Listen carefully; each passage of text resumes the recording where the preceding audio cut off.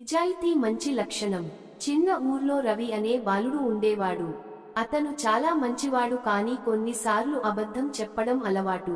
ఒకరోజు స్కూల్ నుంచి తిరిగి వస్తుండగా రహదారి మీద ఓ పెద్ద నోటు కట్ట కనిపించింది. అతను తీసుకొని చూసి ఆశ్చర్యపోయాడు. ఇది ఎవరిదో, నేను తీసుకోనా అని లోపల ఓ ఆలోచన వచ్చింది. అయితే వెంటనే తన తల్లిదండ్రులు చెప్పిన మాట గుర్తుకొచ్చింది. నిజాయితీ ఉంటేనే మనకు మంచి జరుగుతుంది. అతను వెంటనే ఆ డబ్బును పోలీస్ స్టేషన్కు ఇచ్చేశాడు. కొన్ని రోజుల తరువాత ఆ డబ్బు ఓ పేద రైతుదండ్రిదని పోలీసులు తెలుసుకున్నారు. అతను చాలా బాధపడి ఉండేవాడు.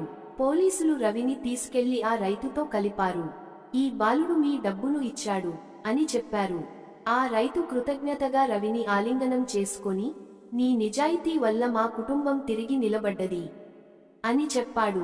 మోరల్స్: భారీ తనిఖీ గుర్తు నిజాయితీ ఎప్పుడూ మంచిని తీసుకువస్తుంది.